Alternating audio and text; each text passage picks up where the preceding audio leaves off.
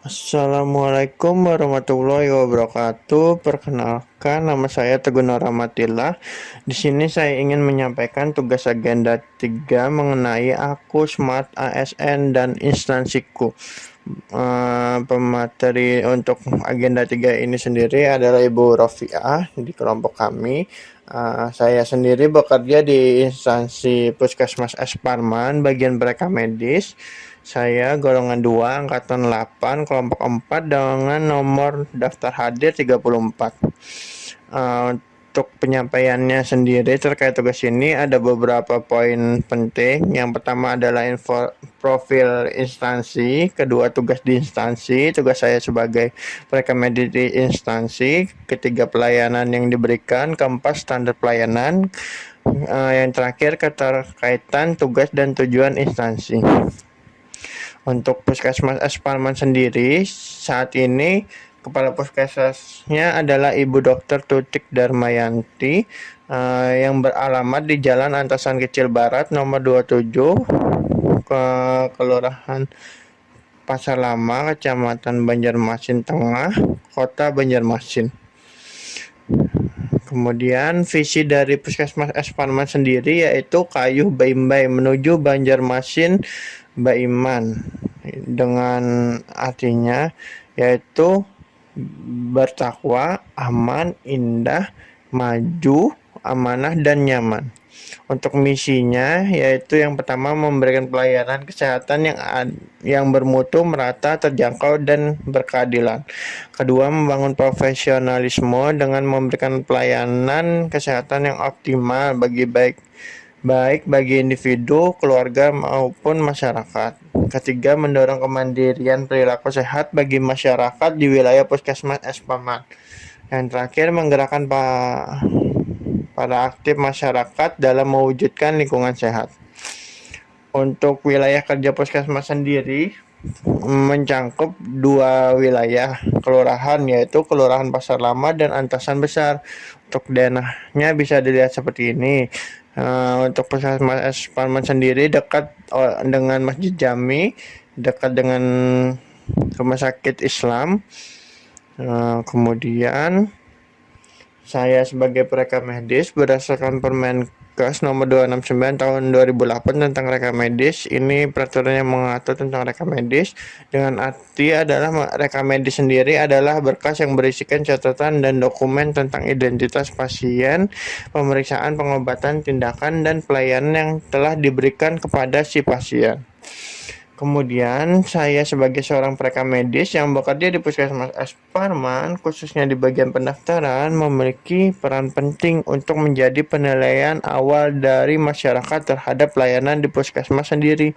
Karena pelayanan dari awal saja sudah menampilkan hal yang buruk, maka kebelakangnya akan dinilai buruk dan berdampak satu instansi. Jika saya bekerja tidak menerapkan nilai ASN berakhlak, maka saya akan mempermalukan nama kepala puskesmas, instansi, kedinasan, atau bahkan profesi saya sendiri. Kemudian, pereka medis memiliki kerjaan yang dilakukan pada lingkupnya berupa ada pendaftaran, assembling atau penataan berkas, penataan dari form-form yang ada di dalamnya. Kemudian analisis maksudnya analisis memeriksa kelengkapan isi dokumen rekam medis. Kemudian coding sendiri ini untuk coding penyakit, di mana suatu penyakit diagnosa itu di coding berdasarkan kode ICD-10.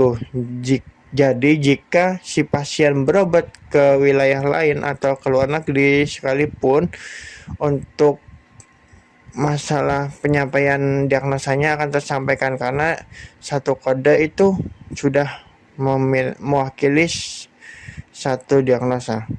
Kemudian ada bagian penyimpanan, terakhir ada pelaporan.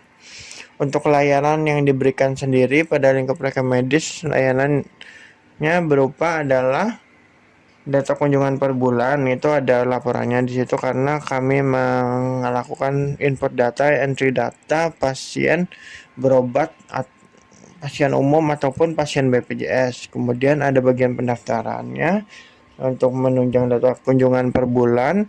Yang terakhir ada penyimpanan rekam medisnya sendiri untuk menjaga berkas rekam medis si pasien. Jadi jika pasien itu berobat kembali, data riwayatnya masih tercatat dan memudahkan para petugas medis melihat riwayat si pasien. Kemudian ada standar pelayanan. Untuk pendaftaran sendiri memberikan pelayanan terhadap pasien kurang dari 10 menit waktu tunggu. Pasien lama atau baru paling tidak diharuskan kurang dari 10 menit. Untuk penyimpanannya, menjaga dokumen dari kerusakan atau orang yang tidak bertanggung jawab terhadap isinya. Kemudian dokumen rekam medis surat jalan harus kembali kurang dari 24 jam. Ini bisa dilihat ketika selesai jam pelayanan.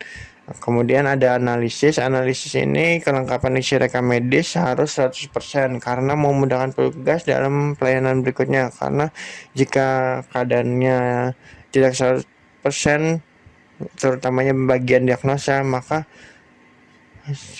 kesulitan untuk si tugas medisnya karena takutnya suatu kegiatan itu telah dilaksanakan tapi malah dilaksanakan kembali dan nantinya akan mendapat protes dari si pasiennya sendiri.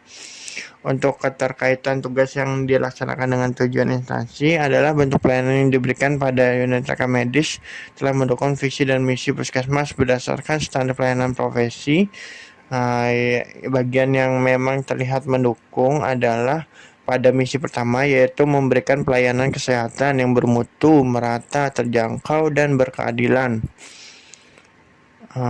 Sekian penyampaian dari saya. Terima kasih atas waktunya. Wassalamualaikum warahmatullahi wabarakatuh.